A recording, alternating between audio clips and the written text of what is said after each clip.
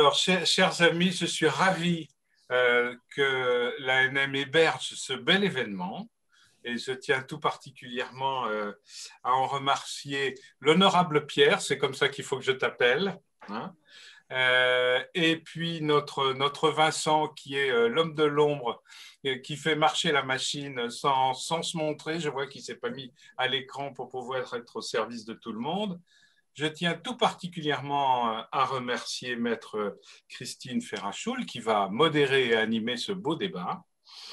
Je salue tous les participants. Donc, l'honorable Jacques Fournier tenait le compteur et nous disait que nous étions 55. Nous espérons être encore plus dans quelques minutes. 56. Merci Jacques.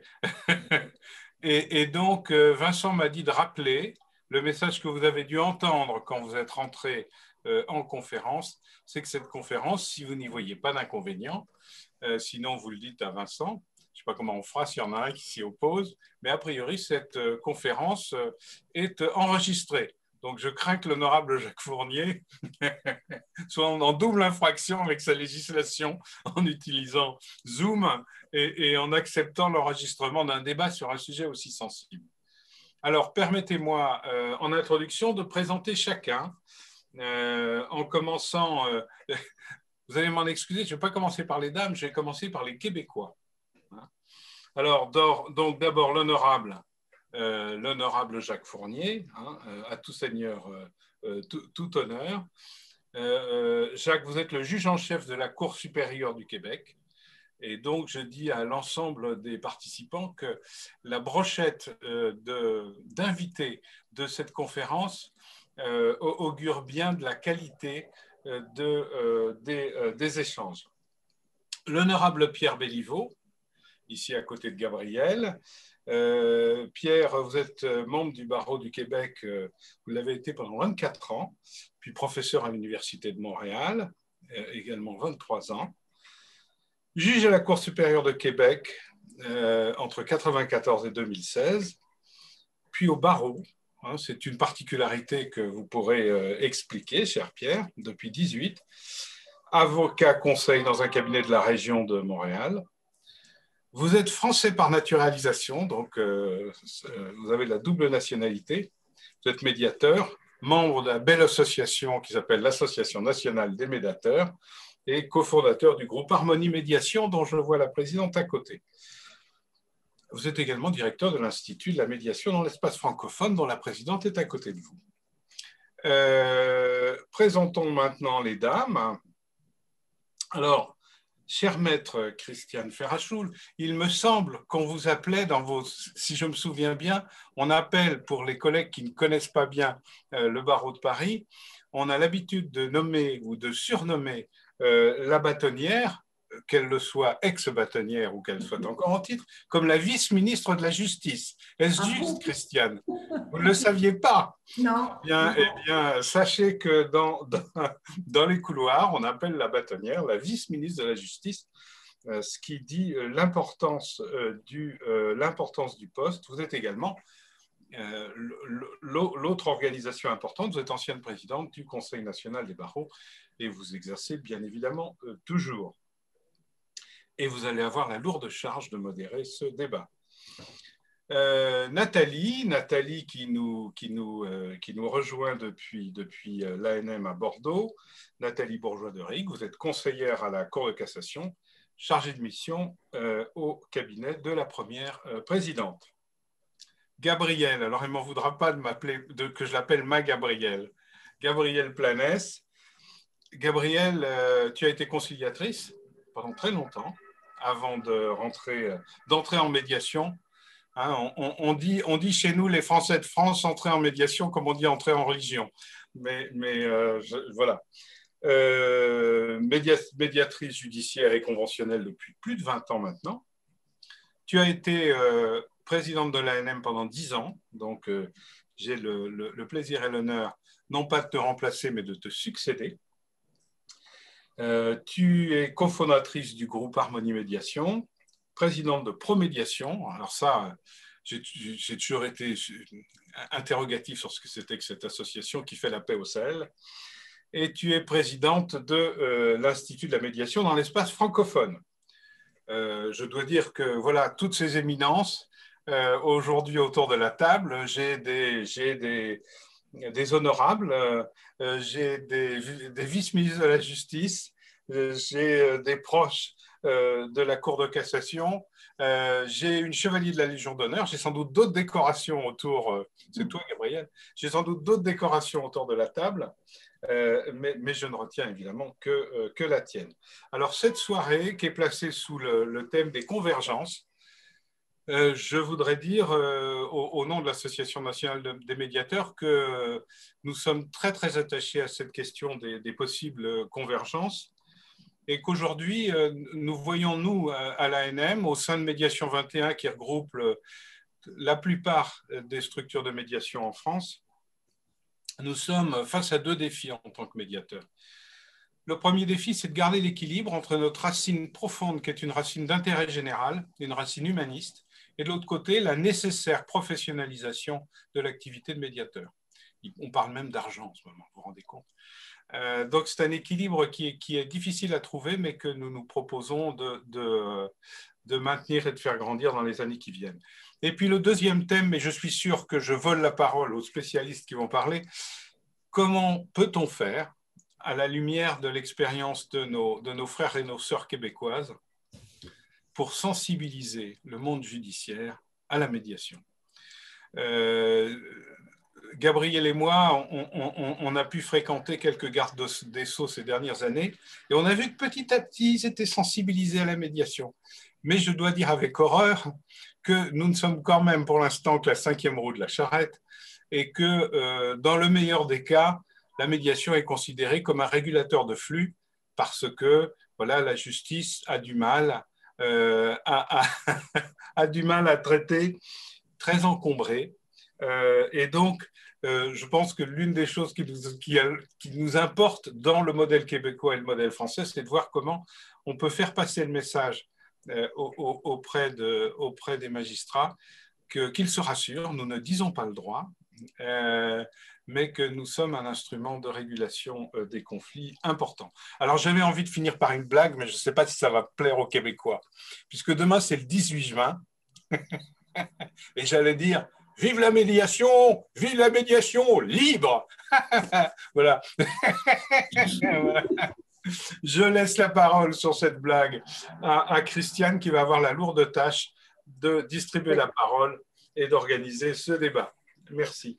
Merci beaucoup Didier pour cette introduction. Donc, nous avons depuis très longtemps comme modèle en France le modèle québécois en matière de médiation. Donc ce soir, c'est l'occasion de voir où les convergences, mais aussi les divergences. Et pour avoir eu le privilège de vivre à la fois une médiation française et une médiation québécoise avec Pierre Béliveau, je peux dire que oui, il existe des points de convergence et des points de divergence. Donc ce soir, c'est l'occasion de mettre tout cela en lumière. Et je propose de commencer avec vous, Monsieur Jacques Fournier, l'honorable Jacques Fournier, pour nous expliquer déjà comment fonctionne le système judiciaire canadien de la juridiction de la Cour supérieure et l'indépendance judiciaire, de manière à nous permettre de voir comment la médiation prend sa place dans le dispositif. L'honorable Jacques Fournier, la parole est à vous. Merci. Pour nos amis européens qui connaissent, nous sommes le High Court, l'équivalent du High Court of Justice là, qui est en Grande-Bretagne. Chez nous, par définition, les juges sont des avocats qui statutairement ont un minimum de 10 ans d'expérience, mais dans les faits, sont nommés après 20 ou 25 ans d'expérience au barreau. Nous ne sommes pas très, très nombreux et nous sommes la 3e branche de l'État complètement indépendante. Alors, il y a une justice indépendante en France également, mais la nôtre se targue de l'être beaucoup. Alors, comme je le disais, nous sommes nommés à partir du barreau. Il y a diverses juridictions. Il y a une juridiction, le Canada est une fédération composée de 10 provinces. Il y a une juridiction qui est provinciale, ce sont pour les affaires de moindre importance. Il y a une juridiction qui est provinciale aussi, mais où la nomination des juges se fait par le gouvernement fédéral. Ça, c'est nous, c'est la Cour supérieure, c'est la Cour d'appel et c'est également la Cour suprême, mais pour de très rares exceptions, qui a juridiction sur l'ensemble du Canada. Indépendant, une fois nommé, on est intouchable, on ne peut, sauf des erreurs de comportement ou des comportements délinquants très, très graves, là, on est à peu près intouchable jusqu'à l'âge de 75 ans. Je serais tenté de dire on ne peut être que promu. Alors, on est indélogeable. L'État n'a aucune espèce de mot à dire sur nos allées et venues. Il n'y a que le juge en chef qui a un mot à dire sur les allées et venues des juges et ça s'arrête là. Le juge en chef dit au juge où aller, quand y aller, essaie de répartir le travail entre les divers juges, mais il ne peut certainement pas leur dire comment décider. L'indépendance est totale et ce serait une faute déontologique pour un juge en chef le dire à un de ses collègues comment décider. Le juge, dans sa salle de cour, est seul maître à bord avec sa conscience et ce qu'il connaît du droit. Alors, c'est notre système à nous. Nous sommes les héritiers d'une tradition britannique et nous fonctionnons à peu près selon un système qui est identique à celui de la Grande-Bretagne et à peu près tous les systèmes de droit, là, sauf le droit continental et le droit civil. Cette particularité, on l'a chez nous, c'est que dans les affaires de droit privé, nous sommes des civilistes. Nous vivons avec un code qui a été amendé au fil des années, mais qui essentiellement est une consolidation des vieilles traditions des régions d'où on venait. Hein. Il y avait la coutume de Normandie, de Paris. C'est une consolidation de ça à l'origine. Depuis, ça s'est un peu américanisé, mais le droit civil chez nous est comme le droit civil français. La première source de droit n'est pas la jurisprudence. La première source de droit, c'est la législation. Dans les matières de droit public, comme le droit criminel, le droit constitutionnel, là, on est régi par la common law, de la même façon que nos collègues des autres provinces et des autres juridictions de common law. Pour l'essentiel, c'est à peu près où on se situe. Et en France, ma cour à moi, on serait le tribunal de grande instance. Voilà. Très bien. Est-ce que vous avez quelques chiffres sur le recours à la médiation? Est-ce que quel est le taux du judiciaire versus la médiation? Est-ce que ce sont des chiffres annoncés par la justice? Ce sont des chiffres que je n'ai pas. Je peux parler des miens, par exemple.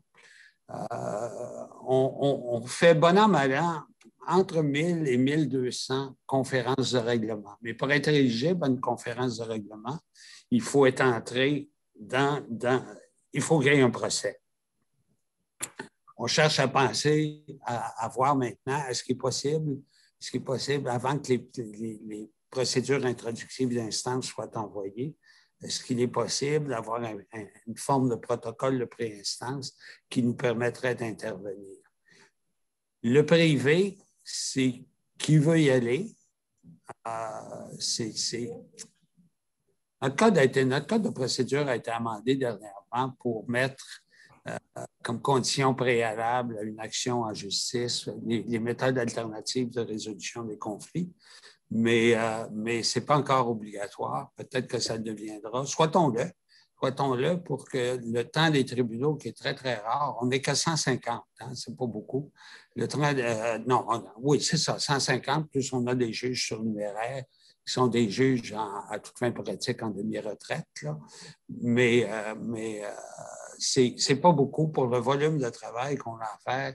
C'est pas beaucoup aussi pour la tradition de litige qu'on a chez nous. Je sais, pour avoir vu des collègues français nous voir à l'œuvre, penser à un procès d'un mois, ça les scandalisait pas mal. Mais moi, j'ai souvent des procès d'un mois à gérer parce qu'il y a des témoins. En matière civile, il y a toujours des témoins. En matière criminelle, il y a toujours des témoins. En matière criminelle, il y a des panels de jury à constituer. Alors, en tout et partout, là, tout ça, on fait tout ça à 150, plus les surnuméraires. Donc, il est souhaitable qu'on s'en aille vers une médiation, comme condition même préalable. Mais il y a des coûts associés à ça. Il faut toujours être prudent dans l'évaluation qu'on fait d'une nouvelle mesure quand on la rend obligatoire, parce que nos efforts pour simplifier la procédure ont donné des étapes additionnelles. Quand on réussit la conférence de règlement, c'est une bonne chose pour le justiciable. Quand on l'a réussi, c'était juste une étape supplémentaire qui était coûteuse parce qu'elle a nécessité l'intervention des avocats, etc. Alors, il faut juger ça, mais de plus en plus, on s'en va vers les médiations. 1200, ça, c'est pour ma juridiction, ma cour, et sur les 1200, il y en a, bon an, mal an, de 7 à 800 qui sont faites avec des juges à la retraite. On a vécu une crise des délais il y a 5 ans maintenant en matière de droit criminel. Et comme la Cour supérieure sont des vases communicants, c'est-à-dire que les besoins qu'on va avoir dans une juridiction ou dans une spécialité donnée vont venir affaiblir l'autre spécialité. J'avais demandé au ministre de la Justice de m'accorder des budgets et c'est une idée toute simple. C'est comme l'invention de la roue, mais ça nous aura permis d'aller chercher beaucoup d'aide parce que ça, c'est l'équivalent de 100 jours. 900, c'est l'équivalent de 900 jours de cours où on peut mettre les juges à entendre des causes pour chercher toujours à avoir des délais raisonnables. Et moi, je crois beaucoup à la médiation, qu'elle soit judiciaire ou autre, parce que je ne veux pas emprunter sur le texte de Pierre s'il produit son texte, je ne sais pas, mais c'est moi qui dis ça. Les gens ne recherchent pas un procès, les gens recherchent une solution. Et s'ils peuvent la trouver à brève échéance avec une médiation, on les sert beaucoup mieux. C'est notre seul objectif, c'est de servir. Si on a un autre objectif que de servir les justiciables, on devrait peut-être changer de profession. Est-ce qu'on peut dire que lorsqu'une affaire contentieuse arrive devant vous, les avocats ont en règle générale déjà tenté une médiation en amont? Non. Non. Donc, notre culture est accusatoire, notre culture, c'est à deux. Puis les avocats, c'est une culture qui va changer. Changer une culture, ça ne se fait pas avec 2-3 dispositions dans un code de procédure. Ça prend 20 ans. Il faut que ceux qui l'ont mis en place s'en aillent par attrition, soient remplacés par des nouveaux. Ça change, ça pourrait changer plus vite, mais trop souvent, il y a des causes qui sont prises.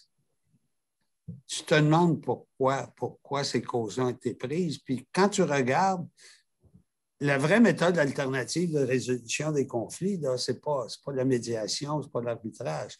La vraie méthode alternative, c'est le procès. Parce que chez nous, sur 100 dossiers, il y en a 93 dont on dispose autrement que par procès. Alors, si on est capable, moi je pense que l'enjeu actuel, c'est pas d'introduire la médiation, tout ça, c'est de trouver le moyen de ramener la barre de la médiation le plus en amont possible pour éviter les frais et pour garder les ressources judiciaires là où elles sont utiles dans des problèmes qui, pour toutes sortes de raisons, sont insolubles. Mais souvent, rendu en médiation, qu'est-ce qui se produit quand on fait une conférence de médiation? L'habileté des juges va y voir, mais moi, je pense que l'ingrédient le plus important, c'est qu'une fois face à face, les parties se rendent compte que l'autre n'est pas l'ennemi. OK? Ils se parlent et que l'autre a peut-être un point de vue valable aussi. Ils se parlent. En procès, ce n'est pas comme ça. ça, c'est dans la bulle d'un avocat d'un côté, c'est dans la bulle d'un avocat de l'autre, et les gens ne se parlent pas. Ils vont venir se parler quand ils viennent à la cour, et on a entre 80 et 85 de nos conférences de règlement qui aboutissent, juges réguliers, juges à la retraite confondus, entre 80 et 85 qui aboutissent par des règlements. Et selon les échos que j'en ai, normalement, c'est à la satisfaction de tous.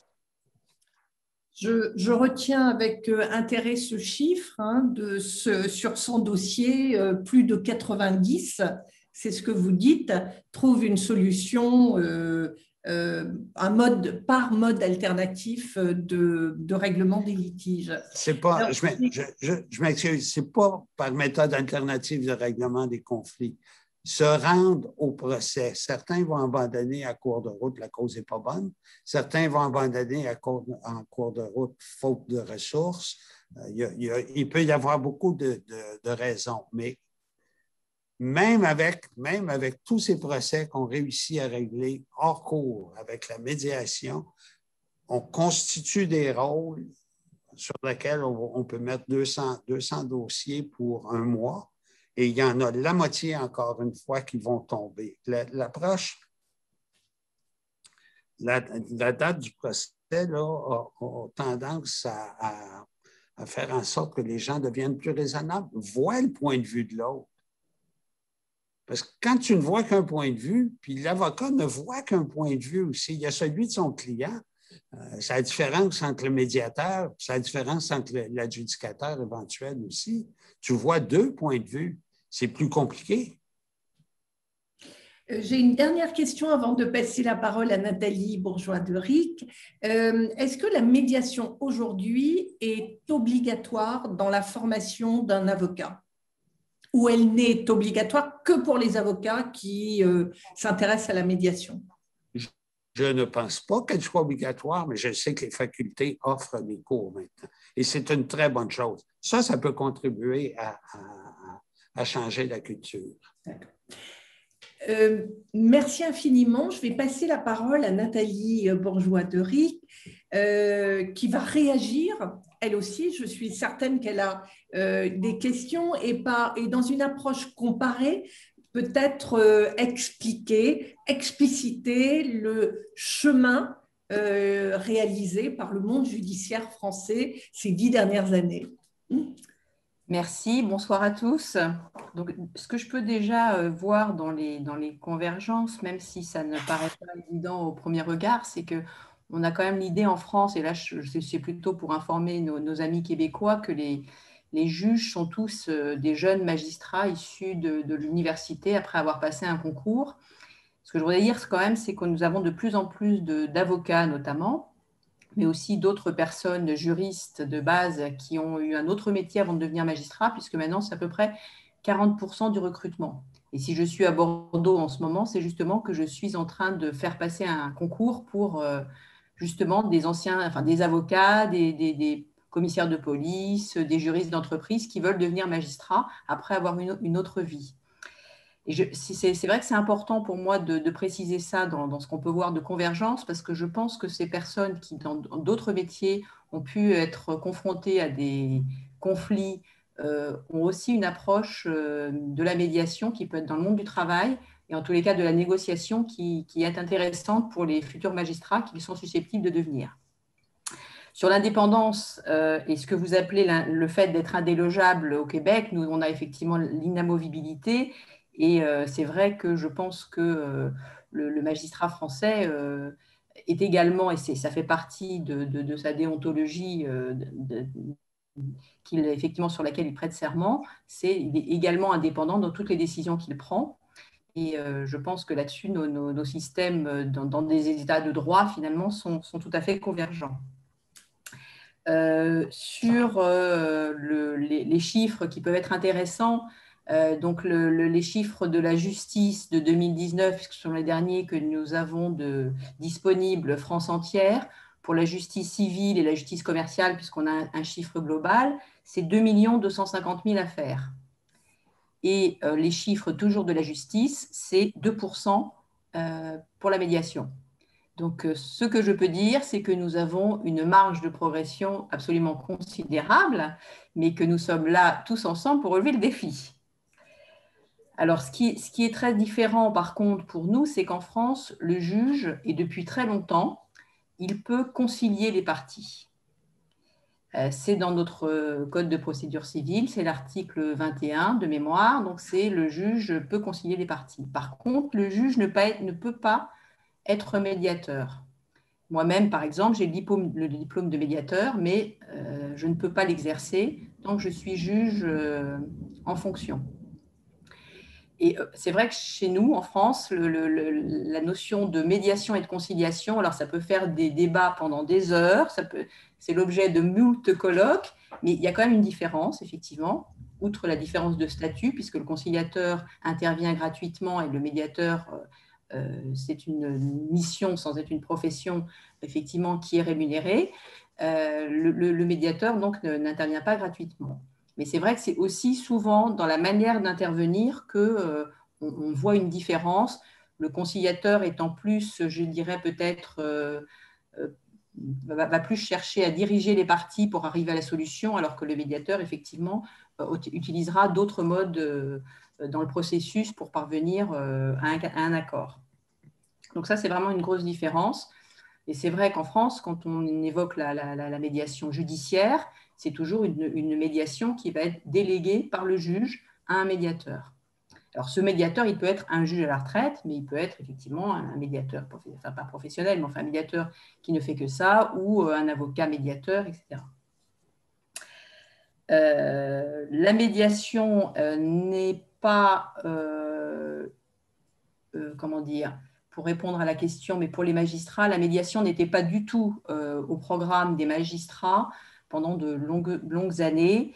Elle est maintenant au programme aussi bien au niveau de la formation initiale des magistrats que de la formation continue. Et pour la formation continue, elle n'est pas obligatoire. Mais je pense que là, de plus en plus, les collègues magistrats s'intéressent aux modes amiables et se forment à la médiation, et en tous les cas à le fait d'être prescripteur de médiation.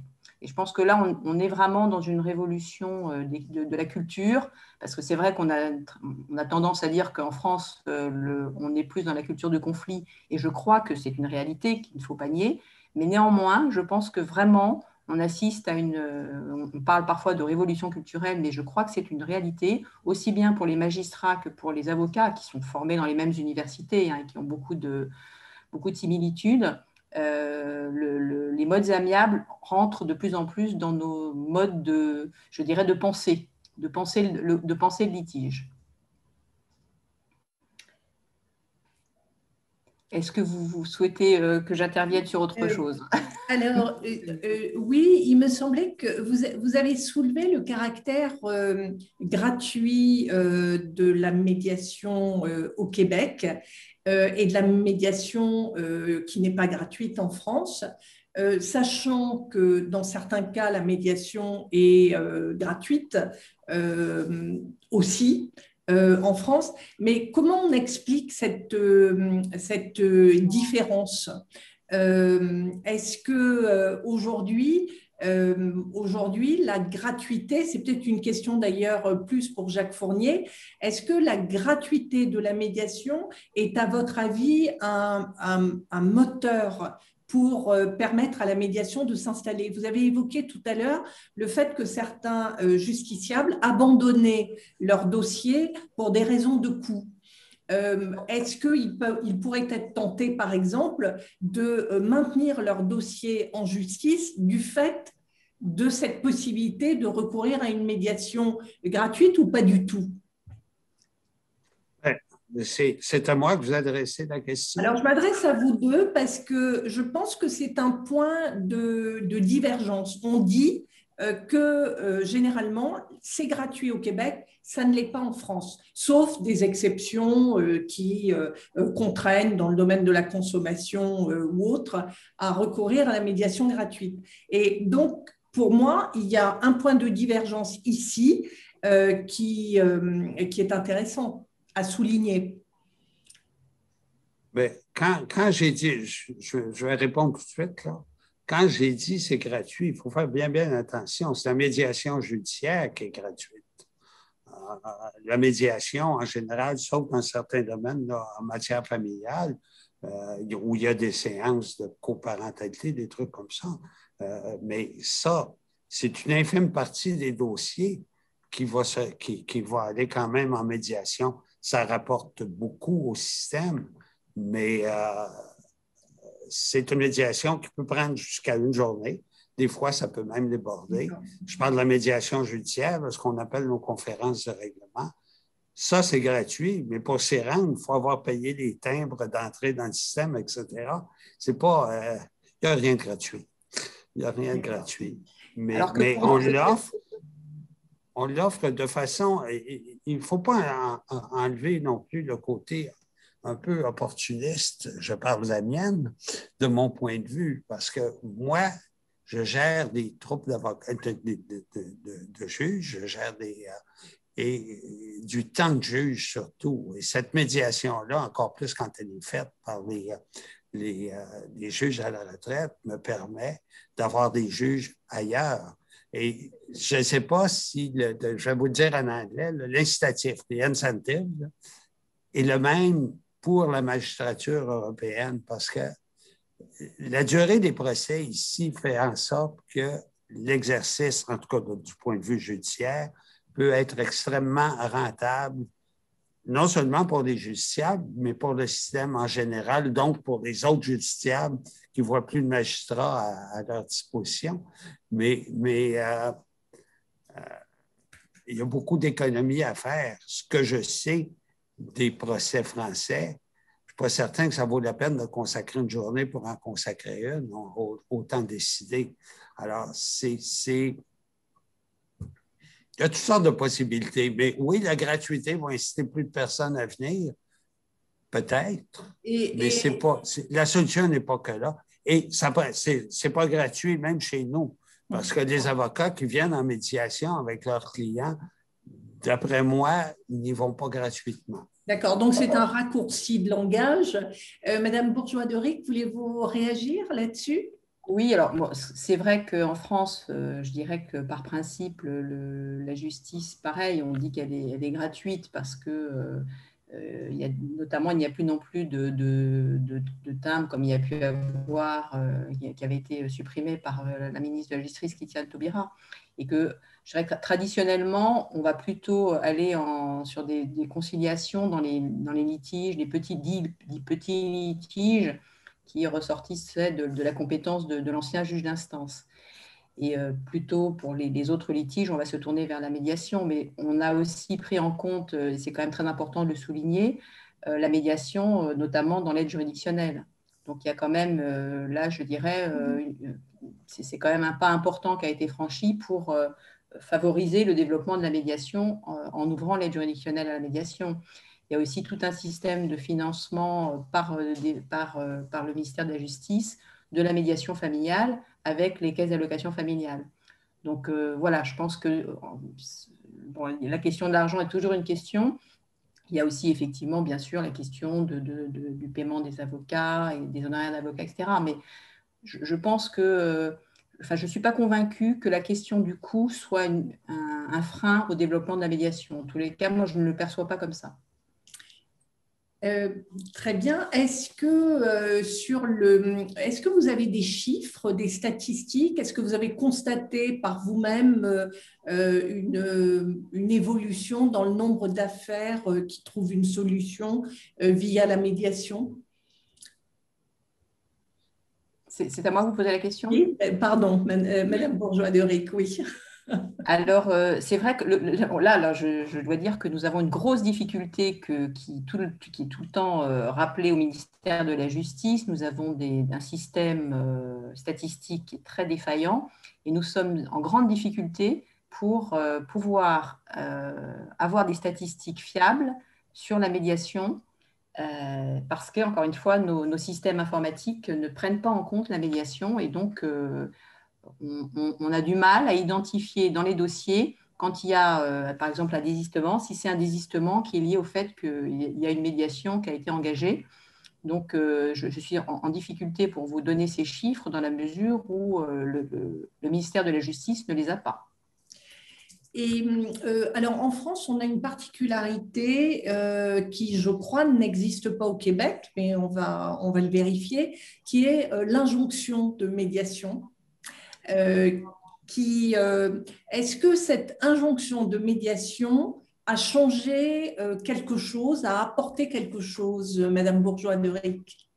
Alors, c'est assez récent, hein, puisque c'est une réforme de 2019, mais de l'avis de mes collègues qui se sont emparés de cette possibilité, c'est un levier très important. Alors, qui n'est pas toujours très bien perçu par les avocats, et là, je pense que c'est aussi une question de pédagogie, et qu'il est important toujours de rappeler que c'est une injonction à rencontrer un médiateur, et ce n'est pas une injonction à se mettre d'accord.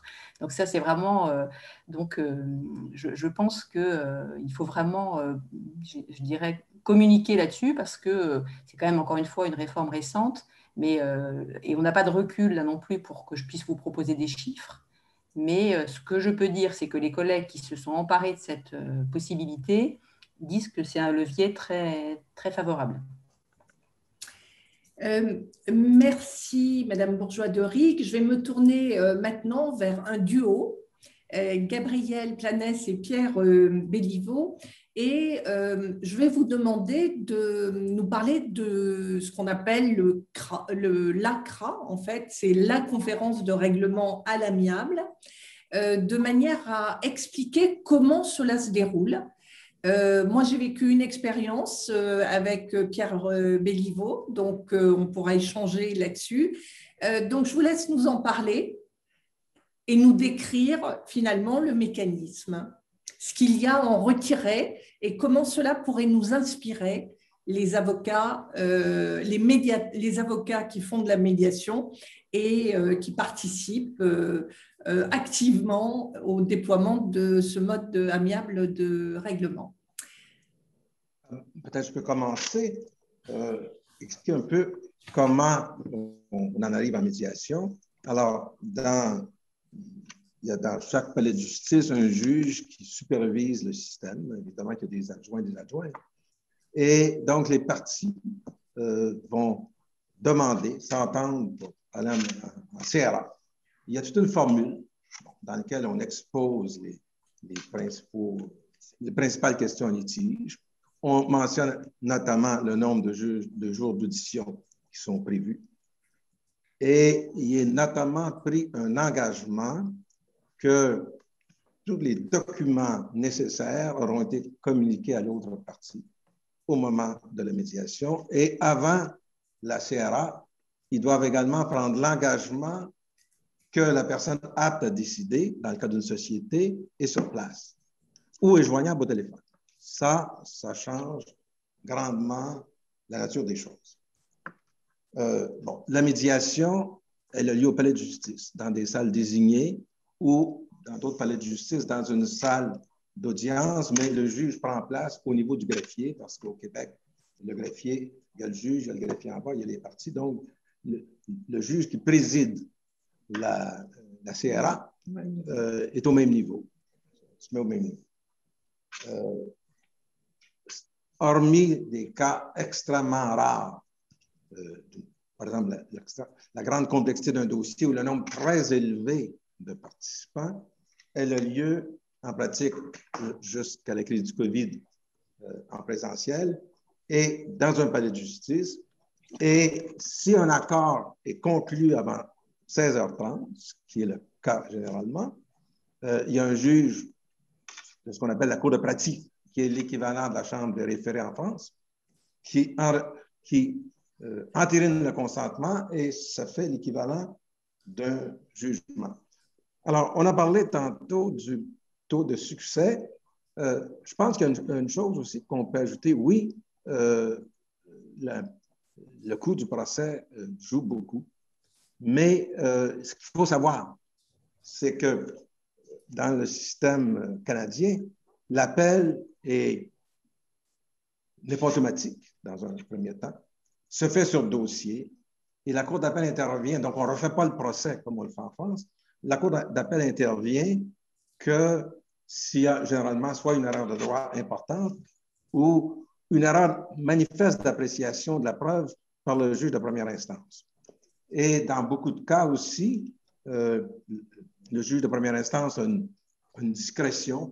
Le cas que je cite souvent, c'est en matière de pension alimentaire, ce qu'on appelle ici en France la prestation compensatoire, la pension alimentaire pour époux, entre époux. Il y a divers critères prévus dans la loi du divorce et la Cour d'appel interviendra seulement si elle dit, bon, le juge, ces critères-là lui donnent une large marge d'appréciation, on pourrait dire un couloir, et s'il sort du couloir, bon, ben là, on va intervenir. Donc, l'appel est beaucoup plus rare, beaucoup plus restreint, et évidemment, il n'y a pas de... L'appel à la Cour suprême, il faut le savoir, ça se fait sur permission, et le critère, il n'y a que 9 juges, alors le critère est de savoir est-ce que la question qui est posée est fondamentale pour l'ordre juridique canadien. Bon. Et les décisions de la Cour suprême, pour ceux qui en ont lu, ce sont de grands traités de droit où il y a des majoritaires, des dissidents, et la Cour entend en pratique une 60aine de causes par année. Donc, quand on parle du coût, mais en France, il y a une contrepartie, c'est que le délai entre l'institution de l'action et ultimement le jugement de la Cour de cassation, parce que Nathalie Bourgeois-Derick m'a dit que l'an dernier, il y avait eu 13 000 causes en cassation, ben, les délais pour en arriver à un jugement sont beaucoup plus longs. On a vu des causes, nous, dans la médiation, on a deux affaires de médiation, des délais de plus de 20 ans en matière de conflit de voisinage.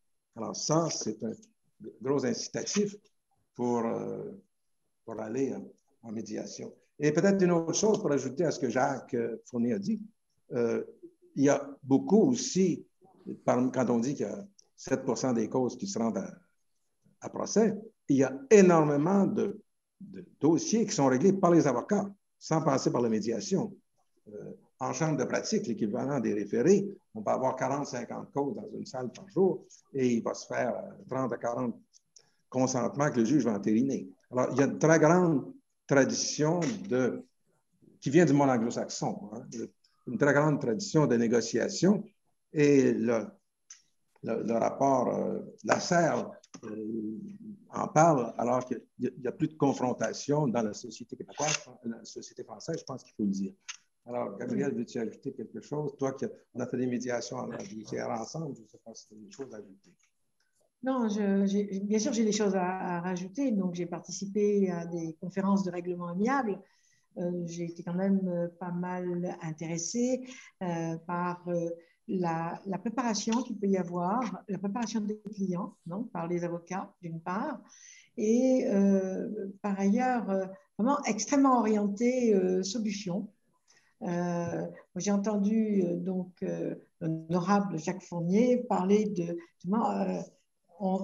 dire ben, il n'y a pas d'erreur, les gens viennent, c'est pour trouver une solution à leurs problèmes.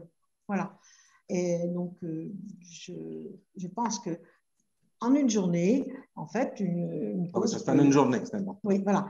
C'est en une journée, donc c'est extrêmement rapide. Et comme vous l'avez vu, vous l'avez entendu, en plus de ça, tout est prêt, les documents sont établis. Donc, fin du problème, vraiment, à tout point de vue. Donc, je trouve ça d'une belle efficacité. Voilà, c'est tout ce que je peux dire. Et les avocats, alors je ne sais pas si ça tient à la culture, hein, parce que pour moi, il y a une culture que je pourrais qualifier de coopétition. Car tout jeune, je sais que les enfants sont habitués à coopérer entre eux. C'est vraiment inscrit dans la culture. Alors, je sais que ça vient en France, donc je m'en réjouis. Et par ailleurs, ça n'empêche pas qu'il y a également de la compétition pour pouvoir être challengé. Mais il n'y a pas cet affrontement type village gaulois tel qu'on le voit chez nous. Ça, vraiment, alors que parfois on a des difficultés pour le respect lors de médiation, notamment lorsqu'il s'agit de médiation, le voisinage, c'est là où, dans les copropriétés d'ailleurs, c'est là où vraiment on sent des tensions vraiment une grande exacerbation de tous les problèmes. Là, les gens sont beaucoup plus courtois entre eux. Je ne sais pas si ça tient de la préparation ou vraiment de la culture locale, mais pour moi, je pense que c'est beaucoup plus facile de pouvoir avancer en médiation avec des Canadiens. Voilà. Peut-être une chose qui est intéressante d'ajouter. Peut-être Christiane a vu la même chose d'ailleurs. Enfin, peut-être, Christiane, après, vous allez voir, dans le protocole qui est signé pour les conférences de règlement à l'amiable, l'article 2 dit ce qui suit. Bien que le juge possède une formation juridique, celui-ci ne donnera aucun avis ou opinion juridique eu égard à nos obligations et nos droits respectifs. Qu'est-ce que ça veut dire d'un point de vue pratique? On en a parlé, Jacques et moi, avant dans le texte qui sera déposé, une étude comparative. C'est interprété comme, évidemment, signifiant que le juge, on n'attend pas qu'il rende l'équivalent du jugement à intervenir. D'ailleurs, ce n'est pas son rôle. Mais il peut indiquer aux parties les principes généraux qui sont susceptibles de s'appliquer. Et généralement, les parties, les avocats n'en attendent pas moins.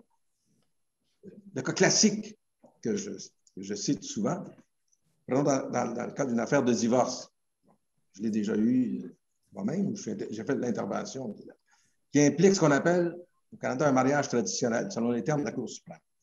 Vous avez un conjoint, qui est généralement la femme, qui a mis sa carrière en veilleuse pour avoir 2 ou 3 enfants qu'elle a élevés. Au bout de 20 ans, il y a un divorce. Et bon, donc, madame demande l'équivalent d'une prestation compensatoire en France, une pension alimentaire ou une somme globale au Canada. C'est arrivé une fois que l'homme a dit non, moi, je ne vais pas en donner. J'ai dit, écoutez-moi bien. J'ai dit, si un juge assez fou vous accorde ça, là, la Cour d'appel va casser ça le lendemain. Là, je disais à son avocat, est-ce que c'est vrai même? Il était bien content que je le dise parce que je l'ai vu, il a dit, c'est vrai. Donc, on met une expression, on leur met les yeux devant les trous. Mais on n'est pas là. Mais, et ça fait l'affaire des avocats. Ils attendent parce que parfois, ils savent que leur client a une position qui n'est pas défendable, mais quand un juge ou un juge retraité le dit, d'ailleurs, ce qui frappe, je suis juge retraité, mais continuellement, dans les CRA, les gens disent monsieur le juge, monsieur le juge, monsieur le juge. Alors, et ce qui est intéressant, on l'a constaté aussi, c'est qu'en France, on dit, il ne faut pas que le médiateur donne son opinion. Alors, le moindrement qu'on parle, mais le même avocat qui s'est plaint, parfois, lui-même, 5 minutes après, invoque le droit. Alors, il n'y a peut-être pas de réponse parfaitement claire, mais je pense que, en tout cas, dans notre conception des choses, on s'attend à ce que le juge, oui, balise le débat. Et ce que je fais, on peut en parler souvent. Moi, je demande maintenant, et ça, je me suis inspiré de ce qui se fait en France, où il y a souvent des entretiens préliminaires avec chacune des 2 parties. Je l'offre maintenant, en ayant copié ça, étant inspiré par ce qui se fait en France, je l'offre aux parties. Mais j'offre aussi qu'ils m'envoient leur thèse. Et généralement, ils ne demandent pas d'entretien préliminaire parce qu'ils sont prêts. Ils ont préparé leurs clients. Mais ce qui aide beaucoup, et là, ça c'est vraiment, je me suis inspiré de ce qui se fait en France, les avocats nous envoient leur thèse. Parfois confidentiellement, parfois la partie adverse, et ils nous disent comment ils entrevoient un règlement. Et là, peut-être, Christiane, vous pourrez en parler, parce que si on n'avait pas eu ça dans la médiation qu'on a faite ensemble, dans le CRA qu'on a fait ensemble, ça n'aurait jamais passé. Je ne sais pas si vous en pensez, je ne sais pas si vous en parlez, Christiane, mais voilà. Oui, alors on peut parler de ce volet-là. Ce que je vous propose, c'est peut-être de redérouler la manière dont une médiation va se faire en formule CRA et comment elle va se faire en France. Donc, je pense que le premier élément intéressant, c'est que le médiateur est souvent, en tous les cas, c'est ce que j'ai compris, au Québec est souvent un juge honoraire. Alors, je ne sais pas si c'est par contamination de comportement, mais un juge honoraire n'a pas… Surnuméraire ou retraité. Retraité. Donc, un ancien juge, c'est bien ça, un ancien juge. En France, Madame Bourgeois de Ric l'a indiqué, nous avons des médiateurs d'origine très diversifiée qui vont venir aussi bien du monde professionnel que ça peut être des avocats, ça peut être des anciens magistrats, puisque des magistrats retraités également. On a donc une panoplie différente. Et je me demandais si déjà le médiateur, lui, n'a pas un comportement différent du fait de son origine. Est-ce qu'il ne s'apparente pas davantage au Québec à un conciliateur qu'à un médiateur? Ça, c'est une question à laquelle j'aimerais que eh bien, vous répondiez les uns et les autres dans l'ordre que vous voulez. Je vois Gabriel qui hoche de la tête. Est-ce qu'on pourrait s'attacher déjà à ce premier élément qui, moi, m'a beaucoup frappé? Gabriel. Alors, j'approuve. Hein. Bon, voilà. Je vais dire que c'est une médiation que je pourrais qualifier en contexte d'autorité. Bon, moi, j'ai été conciliateur de justice, mais lorsque j'ai été conciliateur de justice, pardon, j'ai été formée à la médiation déjà, voilà. Et je voyais bien les affaires pour lesquelles il fallait être en autorité et puis celles pour lesquelles il fallait laisser aller, être plus conciliant, tout ce qui avait trait aux problèmes de voisinage, mais également lorsqu'il y avait des problèmes entre les bailleurs et les locataires. Enfin, ça se sentait les affaires pour lesquelles il fallait vraiment mettre en place un processus de médiation dans lequel il était important que chacun puisse s'exprimer, exprimer ses besoins, mais aussi ses ressentis d'une manière générale. Ce que je crois, c'est que ça fait quand même pas mal de temps que nous faisons des CRA ensemble. Alors, je sursaute chaque fois qu'on en dit monsieur le juge, parce que ça c'est quelque chose qui est contraire à ma culture de médiation, mais enfin, c'est comme ça. Mais il n'empêche que je pense que la coloration de la CRA, telle qu'elle était faite au départ, a un peu changé.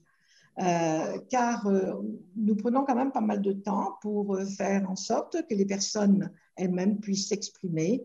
C'est tout de même un élément qui est vraiment important, le fait que les personnes vident leur sac et puissent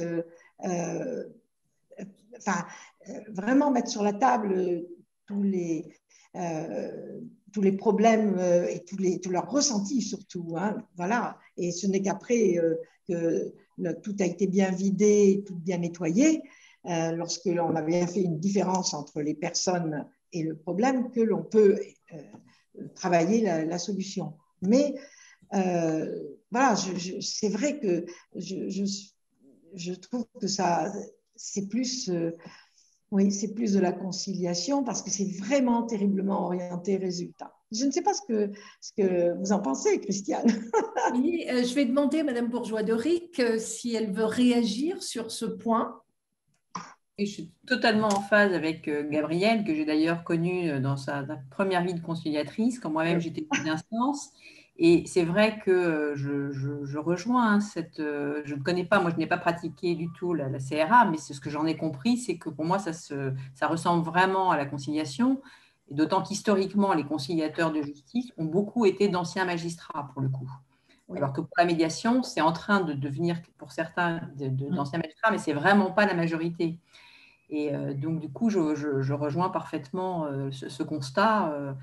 Ce que je peux dire, c'est qu'en France aussi, les choses sont un peu brouillées parce que de plus en plus, les conciliateurs de justice qui sont formés maintenant et de plus en plus avec des heures plus importantes par l'École nationale de la magistrature sont formés aux techniques de la médiation.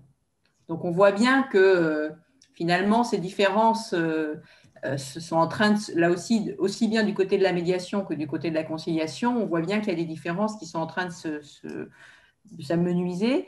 Et parallèlement, c'est vrai que c'est aussi un débat en France très important, c'est est-ce qu'il faut être compétent dans la matière quand on est médiateur? Est-ce qu'on est un bon médiateur en baux commerciaux parce qu'on est aussi un spécialiste du droit des baux commerciaux?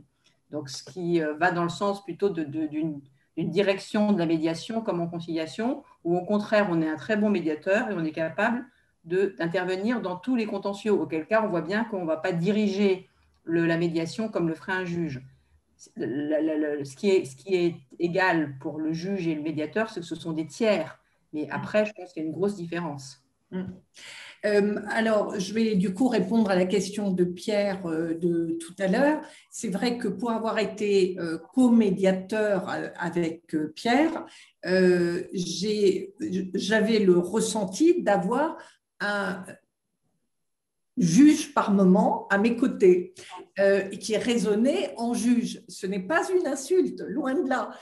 C'était extrêmement intéressant parce que dans la démarche, l'orientation consistait davantage pour lui à rentrer dans le débat des discussions. Et c'est vrai que dans notre culture de formation de médiateurs en France, on apprend à inviter les parties à suggérer des solutions et à rebondir et à ne pas s'immiscer dans l'analyse en profondeur du dossier. Donc, j'ai envie de dire que pour moi, l'un des premiers points de divergence, et je voudrais être sûre qu'on est bien d'accord là-dessus, vient de ce que la culture de l'ACRA repose sur la désignation de magistrats retraités qui, dans le prolongement je dirais, de leur expérience, de leur expertise, vont forcément réagir avec le regard qu'ils pouvaient avoir comme magistrats. En France, la diversité des cultures fait qu'on sera davantage en retrait par rapport et moins interventionniste dans le cadre de la médiation. Est-ce qu'on est d'accord sur ce constat ou est-ce que l'un d'entre vous n'est pas d'accord avec ce constat? Moi, je suis d'accord, mais je pense qu'aussi, il y a une explication culturelle. Parce qu'il ne faut pas oublier, Jacques en parlait tantôt, que nous sommes des anciens avocats. Donc, il y a les avocats et les juges, il faut le dire, en France, parfois, il y a de l'antagonisme. Bon, ce n'est pas la même culture. Bon, les avocats et les juges sont habitués à travailler ensemble et moi, je dis toujours, et c'est vrai, il n'y a pas de CRA, il n'y a pas de médiation qui peut fonctionner si on n'a pas l'aide des avocats. Bon, ça, je pense que c'est un facteur. Maintenant, aussi, à mon sens, toutes les actions en médiation, CRA, peu importe, elles ne se font pas toutes de la même façon. Bon, si vous avez deux grosses sociétés, il n'y a pas d'affaire. Hein? Quel va être le montant du chèque à la fin de la journée? Mais si vous avez un conflit de voisinage, ou même, Christiane, ce qu'on a eu, une cause de succession épouvantable, il fallait laisser les gens se vider le cœur. Bon. Étant entendu que ça doit se faire d'une façon respectueuse, bon, il fallait. Alors, encore là, il n'y a pas de recette, à mon sens. Non, il n'y a pas de recette. Non, c'est un constat, je pense, simplement un constat. Est-ce que sur ce point particulier, Jacques Fournier, vous souhaitez réagir? Oui, s'il vous plaît. Au départ, je dirais que je ne sais pas comment c'est en Europe, mais ici, il y a beaucoup, beaucoup de prestige qui est associé à la fonction de juge et qui se poursuit après.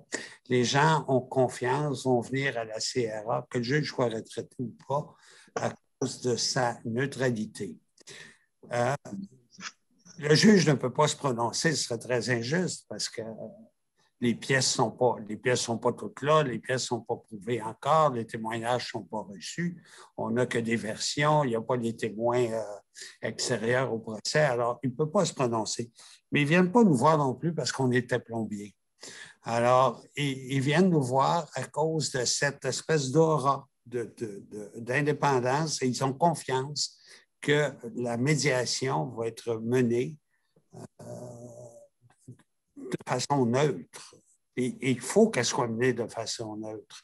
Mais c'est à peu près tout. Mais c'est une vue de l'esprit de penser il faut pas avoir vu le dossier, il ne faut pas savoir ce qu'il y a dans le dossier. Il faut savoir ce qu'il y a dans le dossier. On ne peut pas être à l'origine d'injustice non plus. C'est cette précision-là. Et j'aimerais, moi, personnellement, et je vais faire la démonstration de mon ignorance, je ne vois pas beaucoup de différence entre la conciliation et la médiation. C'est deux noms de deux façons de faire qui mènent, quand ça réussit, qui mènent à un règlement. Alors, moi, je ne la fais pas, la différence. Peut-être qu'il y en a une, mais pas. D'ailleurs, chez nous, au criminel, quand on invite les gens à venir voir les tenants et aboutissants du procès, où ça peut aller, etc., on appelle ça la conciliation, mais l'objectif est toujours le même. L'objectif, c'est toujours d'amener la couronne à réaliser ses faiblesses, la République à réaliser ses faiblesses, puis l'accusé à réaliser les siennes, puis voir où est-ce qu'il y a un compromis qui est acceptable et conforme à l'ordre public. Est-ce que, Madame Bourgeois-Deric, vous voulez réagir sur la différence conciliation-médiation? Parce que pour nous, en France, il y a des différences essentielles qui sont d'ailleurs actées par le Code qui décide que c'est de la conciliation ou de la médiation. Madame Bourgeois-Deric, vous voulez réagir là-dessus? Vous voulez que j'en parle? J'ai évoqué un peu cette différence tout à l'heure. Je crois qu'on est quand même effectivement encore attaché à cette différence en France. Mais ce qui me paraissait intéressant dans ce que disait l'honorable juge Jacques Fournier, c'est l'importance de ce que peut apporter comme garantie le juge. Et ce qu'on peut constater en France par rapport au développement de la médiation, hein, qui, encore une fois, la CEPEJ nous dit qu'il faudrait qu'on soit à 25% en 2025 de médiation. Vu les chiffres que je vous ai donnés tout à l'heure, on en est loin. Vous voyez, la CEPEJ, c'est la commission donc, européenne hein, pour la justice hein, et qui s'intéresse notamment à la médiation.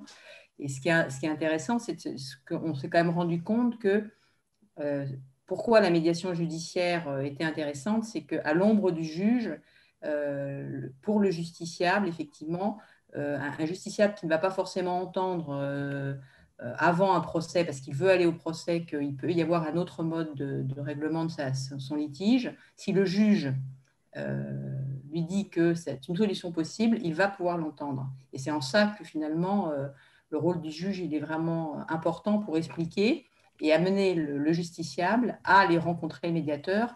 Et une fois que c'est, je dirais, entre les mains du médiateur, c'est au médiateur de bien jouer pour qu'il arrive à amener les parties à tenter la médiation. Et moi, c'est vraiment l'ombre du juge qui est importante et c'est cette garantie-là que représente la médiation judiciaire. Sinon, je pense qu'on doit avant tout espérer développer la médiation conventionnelle. Et je pense, si vous me permettez, d'ailleurs, ça me fait aussi, en déroulant le fil de ma pensée, je pense que là où il y a effectivement quelque chose d'intéressant à jouer en France, c'est dans le cadre de la procédure participative. C'est-à-dire que quand a été créée la procédure participative, l'idée, c'était que les avocats, par une convention, amènent leurs clients à aller en médiation. On s'est rendu compte que là aussi, ça n'a pas évolué aussi rapidement qu'on aurait pu l'espérer, mais je pense que là aussi, il y a quelque chose à jouer, parce que ce cadre conventionnel, c'est aussi une forme de garantie pour les justiciables, et que là, pour les avocats, je pense que c'est vraiment un rôle important à jouer dans l'accompagnement des modes amiables. Oui. Bien. Alors, sur le premier point, je pense qu'on s'arrête à ce constat de divergence, qui n'est pas un problème en soi, mais qui serait que l'ACRA se rapprocherait davantage de la conciliation que de la médiation. Alors, on est très proche. Sachant, parce que je vois que l'un des intervenants dit je ne vois pas de différence entre les deux, que dans les textes, en tous les cas, pour la conciliation, d'abord souvent c'est un ancien, c'est un magistrat honoraire, donc l'équivalent du juge retraité qui intervient, mais c'est écouter les positions des deux parties et leur proposer des solutions. là où la médiation s'emploie à laisser les parties aller chercher éventuellement des solutions en dehors du périmètre du cadre du litige. Pour reprendre ce que l'un d'entre vous disait, c'est dans le cadre d'un différend de copropriété, d'arbitrer un différend sur la répartition des frais, par exemple, de réparation d'un ascenseur et trouver un accord qui porterait, par exemple, sur la mise à disposition d'un KGB pour l'un des copropriétaires qui finalement réglerait l'ensemble des frais que les copropriétaires ne veulent pas se partager. Et on voit bien que là, c'est la limite de ce que peut faire le juge, parce que le juge, au moment où il est saisi, il est forcément saisi de la demande, qui est comment on répartit les frais. Voilà. Donc c'est le premier point, en tous les cas, de divergence, je dirais, qui n'est pas une grosse divergence, mais qui permet de marquer cette différence et le rôle plus interventionniste du médiateur CRA que du médiateur français en l'occurrence, puisqu'on compare ces cultures. Le deuxième point sur lequel je voudrais m'arrêter a été évoqué par vous, Madame Bourgeois-Deric, qui est spécialité ou non du médiateur, parce que nous savons qu'il y a deux écoles. Il y a ceux qui considèrent que le médiateur n'a pas à être spécialisé. Et puis, ceux qui considèrent que la spécialité va permettre d'appréhender, peut techniquement permettre de parler le même langage que les parties et va peut-être suggérer des questions qui vont amener les parties plus facilement vers une solution. C'est vrai que dans certaines matières, je vais parler de l'informatique puisque j'interviens beaucoup dans ce domaine. Si on est sur un différend portant sur la répartition, sur un conflit qui naît entre un éditeur et une société utilisatrice, il faut connaître les pratiques habituelles par exemple, des grands éditeurs ou des grands contrats pour savoir comment orienter le débat. Et il me semble que la connaissance est importante. Et je pense qu'on peut le retrouver dans la construction, on peut le retrouver dans un certain nombre de domaines. Ce qui serait intéressant, c'est de savoir si cette différence d'approche est marquée au Québec ou pas du tout. Est-ce que la question de la spécialité est un sujet ou est-ce que c'est un sujet franco-français ? Alors, la parole est libre. Qui est-ce qui souhaite réagir là-dessus? Au niveau des juges, là, pour les conférences de règlement, retraités ou en fonction, ce n'est pas un sujet, sauf pour les affaires pénales, là, quand on va aller dans la conciliation, dans notre définition. Là. Mais non, c'est pas. Ce sont tous des juges qui anciennement, qui ont fait à peu près de tout, hein, parce qu'on est le tribunal de droit commun. Donc, les juges sont appelés à faire à peu près de tout. Ils n'en font pas toujours. Certains vont faire plus de familial. Mais au niveau de la conférence de règlement, moi, je n'ai jamais porté attention à ça. Je continue de dire ce que j'ai dit au début. Le plus important, c'est la rencontre entre des gens qui ont un conflit entre eux et qui veulent trouver une solution. Ils se rencontrent et voient l'autre. Et ça change beaucoup, beaucoup, beaucoup la dimension. C'est important d'avoir des images virtuelles, ça passe encore, c'est encore mieux en personne. Madame Bourgeois-Deric, vous pensez quoi de ce... Vous l'avez évoqué, mais est-ce que vous-même, vous considérez que c'est un sujet? Alors, je pense que c'est un sujet, notamment pour les discussions que j'ai pu avoir avec mes collègues magistrats et les discussions que j'ai pu avoir avec certains avocats, c'est que je pense que pour beaucoup d'entre eux, le fait que ce soit un médiateur spécialiste d'une matière rassure. Et les avocats, notamment, disant que pour leurs clients, c'est important qu'ils puissent dire que le médiateur connaît la matière qui les intéresse. personnellement, je suis moins convaincue, même si je suis magistrat, mais je pense qu'un bon médiateur, dès lors qu'il a une bonne connaissance du processus et qu'il est effectivement un peu formé dans le droit, mais notamment par rapport aux questions d'ordre public et tout ça, et maintenant les formations à la médiation apportent cette formation, je pense qu'un bon médiateur peut intervenir dans un dossier pour lequel il n'est pas spécialiste. Mais ça, c'est mon point de vue, mais qui n'est pas partagé par beaucoup de mes collègues qui préfèrent effectivement envoyer en médiation dans un dossier de la spécialité. D'accord. Donc, alors, Gabriel et Pierre, vous voulez réagir là-dessus avant qu'on ne conclue sur ce point? Moi qui me déclare médiateur tout-terrain, vous comprenez bien que aucun sujet ne me fait peur. Moi, je pense que c'est surtout ma posture de médiateur qui fait la médiation. Ce que je veux dire, c'est que je me débrouille dans tous les contextes. Ce qui est surtout important, c'est que, bon, on puisse poser les questions, mais du béotien. Par exemple, j'ai un médiateur de Bercy qui disait sur le terme étanchéité, il s'était bloqué. Donc, il a demandé à un des spécialistes, pour vous, c'est quoi étanchéité?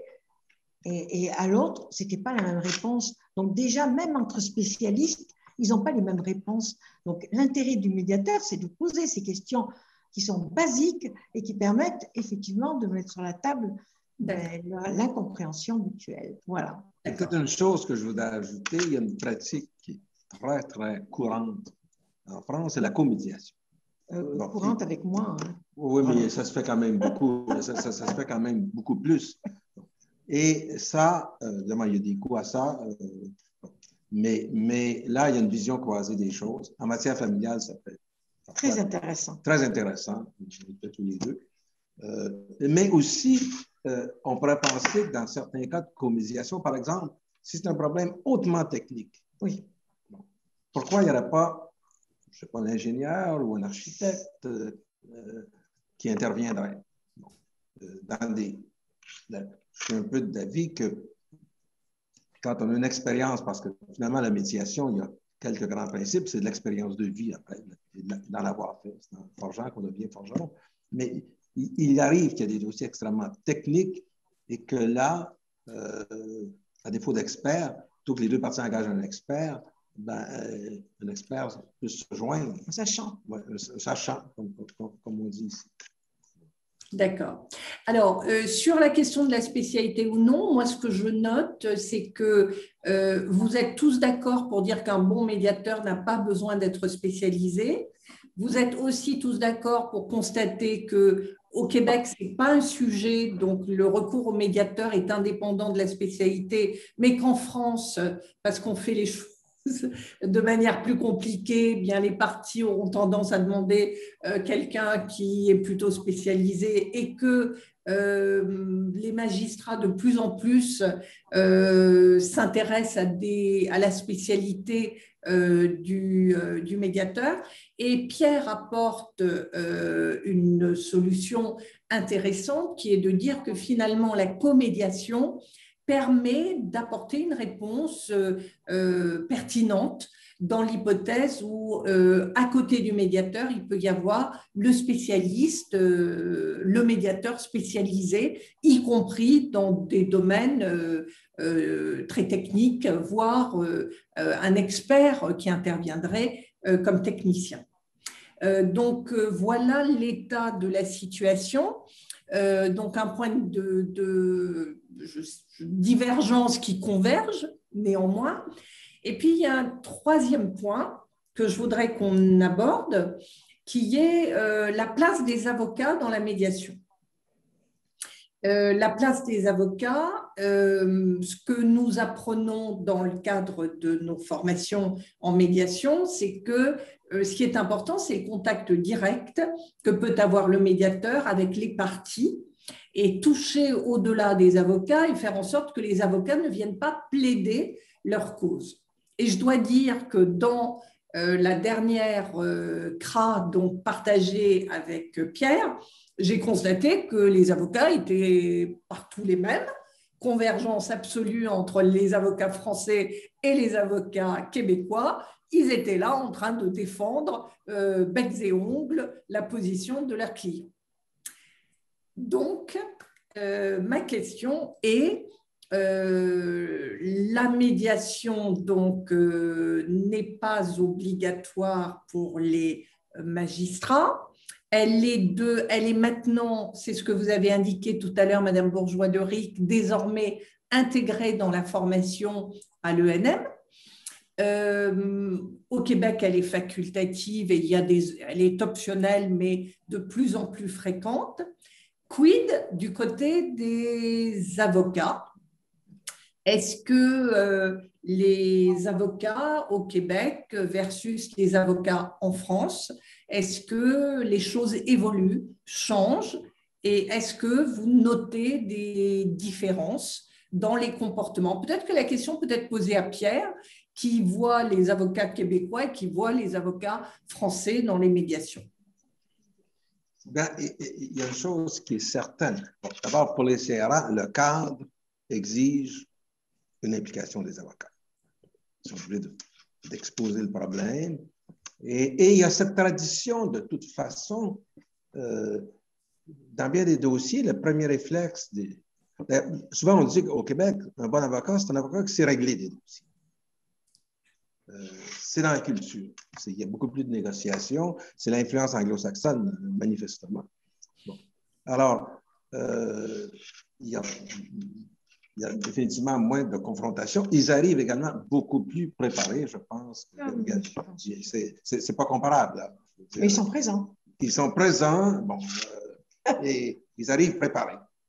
On a vu ici des avocats arriver, puis sans connaître le dossier. Sans connaître le dossier. On a eu un cas récemment, il y en a un qui ne connaissait pas le dossier, et l'autre, son client n'était pas là.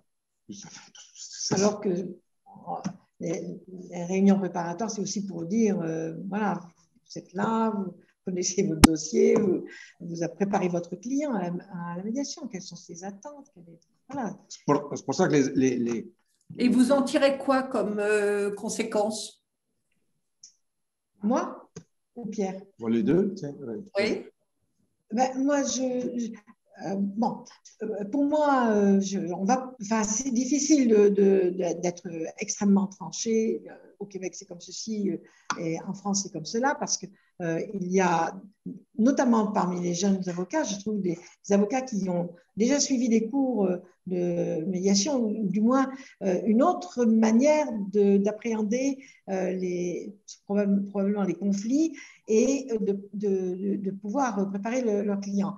J'ai entendu des jeunes avocats dire moi, je ne vais pas au contentieux, j'essaye de régler en amont. Donc, il y en a de plus en plus. Donc, c'est une nouvelle culture, je trouve, chez les avocats. En médiation judiciaire, puisque c'est le cas là, la présence des avocats est absolument indispensable. Et simplement, il faut les préparer aussi, d'une part, à être partenaires de la médiation. Ils sont là pour gérer leurs clients, ils sont là pour les conseiller, et ils sont là aussi pour faire en sorte que de parler à leur... D'abord, parler à l'autre, se parler entre avocats, parce que ça manque beaucoup, je trouve, en France. Le fait de pouvoir se contacter entre avocats permet de clarifier un certain nombre de choses, et il devrait rester en médiation au moment où les personnes arrivent, que les problèmes relationnels, interpersonnels. Et donc, tout devrait être relativement clair, préparé pour savoir si on négocie, qu'est-ce qu'on va négocier, jusqu'où on va négocier. Donc, je trouve que c'est beaucoup plus faible, et c'est la raison pour laquelle, moi, je fais par demi-journée, je ne sais pas comment vous faites, vous, Christiane, moi, c'est par demi-journée, et il faut laisser du temps, donc 15 jours au moins, pour qu'il puisse y avoir une nouvelle séance afin de préparer, que les avocats puissent se recadrer leurs clients, et voir une troisième réunion. Donc, je pense que les avocats tels que j'ai pu les voir justement, lors des CRA, étaient beaucoup plus aguerris et allaient beaucoup plus vite, même s'ils sont effectivement très présents. On a vu des cas d'absolu. Donc, oui, donc il y a une convergence sur un constat qui est que les avocats doivent être davantage formés, sont encore trop interventionnistes pour faire avancer la médiation. Alors, avant de demander à Madame Bourgeois de Ric et à Monsieur Jacques Fournier de dire un mot de conclusion, je voudrais qu'on prenne les 3 questions qui sont posées par les intervenants. Alors, je ne réponds. Ah, pardon, il y a une question qui est est-ce possible de voir la liste des participants? Donc, je vais laisser à Vincent le soin de répondre en direct à la personne qui pose la question. Mais je vais vous lire les 2 autres questions. Alors, ce mode de préparation et de déroulement encadré aurait donc une incidence sur la pérennité des accords et sur le bien vivre ensemble et dépasserait le seul règlement du litige auquel on ramène souvent la médiation à l'anglo-saxonne. C'est une question de Madame Agnès Mendès-Pires. Est-ce que quelqu'un veut répondre à cette question? Moi, je peux bien. Oui, moi, je peux bien. Monsieur le juge, on vous écoute. C'est la beauté de la conférence de règlement ou de la médiation en général, c'est que celui qui la préside et les parties ne sont pas tenus par le droit strict. Tu peux gagner une bataille, si tu perds la guerre, c'est pas très, très bien. Alors, en matière commerciale, il vaut mieux avoir une relation continue pendant 10 ans que d'avoir ponctuellement raison pour quelques milliers ou dizaines de milliers de dollars. Oui, ça rapproche les parties, puis oui, ça civilise les relations et c'est une très bonne chose. Très bien, je vous remercie. Alors, il y a une deuxième question qui, à mon avis, est également pour vous, d'ailleurs. Je suppose que c'est le Code de procédure civile québécois, après saisine du juge, est-il possible de passer seulement par une CRA ou le juge peut-il renvoyer les parties devant un médiateur extérieur qu'il désigne, ce qu'on appelle en droit français la médiation judiciaire? Ce que je comprends, c'est est-ce que, alors que le juge est saisi, est-ce que on passe par la CRA ou est-ce qu'il peut y avoir un renvoi à la médiation d'un médiateur extérieur? Si ça s'adresse au Québec, les parties peuvent en tout temps changer d'idée. Les parties peuvent proposer des solutions qu'elles veulent. Je parle toujours en droit privé, évidemment, là, mais il n'y a rien qui l'empêche. Et même si la conférence de règlement est fixée, les parties peuvent, ne le font pas souvent, mais ça peut arriver, peuvent simplement y renoncer puis continuer le procès. Alors, tout est possible. Mais ce qui existe peut-être pour répondre à la question plus spécifique, il n'y a pas l'équivalent en France où le juge, par exemple, invite les parties à aller à une réunion sur le fonctionnement de la médiation. Ce qu'on appelle l'injonction à la médiation, les avocats le savent, s'ils veulent une CRA, il n'est pas nécessaire. Et il arrive parfois que dans le cours de pratique, ce qui est l'équivalent de la Chambre des référés en France, que des juges poussent un peu fort au Québec pour les envoyer, mais mon expérience, puis je n'ai pas fait de sondage, mais des collègues aussi à qui j'en ai parlé, quand le juge pousse trop, ben, les gens viennent, à 10h30 le matin, c'est fini. Moi, je me souviens d'un cas où quelqu'un m'avait dit, le juge a insisté pour que je vienne, bon, il demandait 375 000, l'autre partie offrait 35 000. Oh, il dit, je suis prêt à descendre à 350 000, mais dans ma culture, moi, c'est un type d'origine étrangère, si je considère que ça vaut 375, je ne réglerai pas. Bon, alors, mais dit le juge, bien insisté.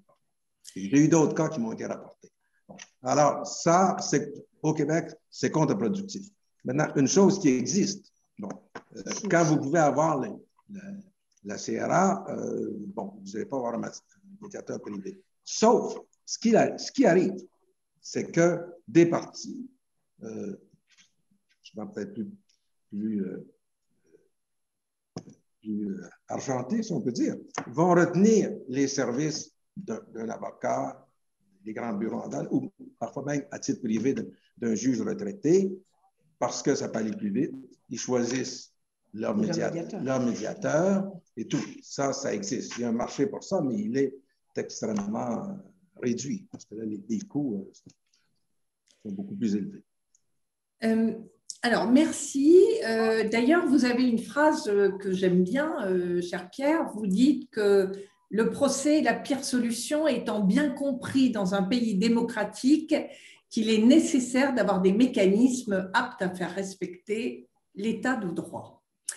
Voilà qui marque quand même votre point de vue sur l'intérêt de la médiation. Madame Bourgeois-Doric, je vais me tourner vers vous pour la conclusion. Je voudrais, juste avant de vous passer la parole, vous citer, puisque vous dites que plus qu'une phrase, j'ai une conviction, c'est que rendre la justice, ce n'est pas seulement trancher le litige, mais c'est surtout rétablir la paix, la concorde. Et de même qu'il entre dans la mission du juge de concilier les parties, il doit également utiliser et promouvoir les autres modes amiables, médiation et procédures participatives. Je vous propose peut-être un mot de conclusion à travers tout ce qu'on a dit, puisqu'on a vu quand même que ça se ressemble beaucoup, la médiation au Québec et la médiation en France, et qu'on s'oriente vers ces solutions alternatives. Est-ce qu'il y a un point particulier qui a retenu votre attention? Alors, oui, moi je suis très intéressée par ce qui se passe au Québec et je pense qu'une des propositions que fait notamment le groupe GEM depuis longtemps, c'est qu'en France, on puisse créer dans les juridictions des chambres spéciales de la médiation, qui serait un moyen, là aussi, de favoriser, encore une fois, le développement de la médiation et d'institutionnaliser surtout la médiation et de faire en sorte que ce ne soit pas parce qu'il y a quelques magistrats qui sont favorables à la médiation qu'elle s'installe dans une juridiction et quand ces magistrats partent, les bonnes pratiques partent avec eux. Et ce que je voudrais aussi dire, pour avoir une touche très positive pour conclure mes propos, c'est que, donc, comme vous l'avez compris, je suis maintenant à la Cour de cassation et que la Cour de cassation va bientôt déposer un rapport qui sera rendu public, donc vous pourrez en avoir connaissance, sur la médiation à la Cour de cassation, puisque la première présidente a, dès qu'elle est arrivée, souhaité continuer à promouvoir la médiation comme elle l'a fait quand elle était présidente du tribunal judiciaire de Paris et à la Cour d'appel de Paris, fait en sorte que les magistrats et les avocats au Conseil et les avocats à la Cour discutent et réfléchissent à l'opportunité de la médiation à la Cour de cassation et que les conclusions de ce rapport sont très, je dirais, très positives et nous laissent un grand espoir sur le développement de la médiation, même à hauteur de cassation. Très bien. Je vous remercie. Monsieur l'honorable juge Jacques Fournier, est-ce que vous souhaitez un mot de conclusion? Oui, je suis très encouragé et je constate qu'au-delà des différences de mots, on vise la même chose. Et ce qu'on doit viser d'abord et avant tout, c'est une solution en lieu d'un procès. Alors, voilà ce que j'avais ajouté. Et je dirais aussi, on ne peut pas forcer un cœur à aimer, mais on peut encourager la relation.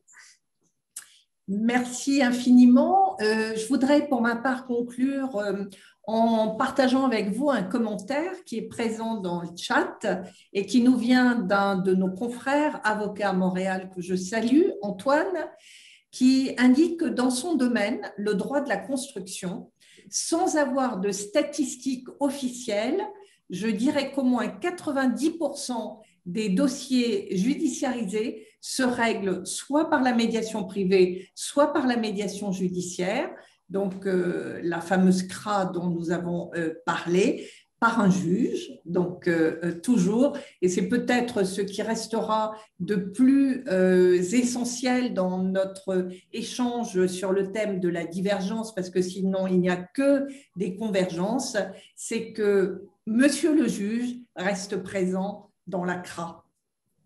Voilà le ressenti en tous les cas, ce qui ne veut pas dire que eh bien, la médiation n'aboutit pas avec Monsieur le juge, Madame la juge. Merci à tous pour votre participation. Nous arrivons à la fin. Je voudrais également remercier Didier Morfois, qui, je ne sais pas s'il l'a dit, mais je pense que oui, qui est président de l'ANM, médiateur, et qui est la démonstration d'un médiateur issu du monde professionnel, puisque c'est un ancien DRH, directeur des ressources humaines. Merci pour la présentation, mais on ne pouvait pas conclure sans le présenter à notre tour, parce que tous ces acteurs, eh bien, ça fait avancer la médiation partout en France et au Québec. Merci donc à tous ceux qui ont participé, médiateurs en devenir et médiateurs en tous les cas convaincus. Merci à tous. Peut-être un merci aussi à quelqu'un. Ah ben voilà, il est là. Ah oui. Parce que Vincent. si ça a eu lieu, alors, c'est Vincent justement. Vincent, bravo Vincent. Bravo Vincent. Et à notre organisateur, Vincent Ramon, sans lequel rien n'aurait été fait. Il est sorti de l'ombre au moment de nous saluer tous. Merci Vincent. Merci à vous d'avoir participé à ce webinaire. Pour lui tout particulièrement. Merci. Merci. Bonne soirée à tous. Bon après-midi au Québec.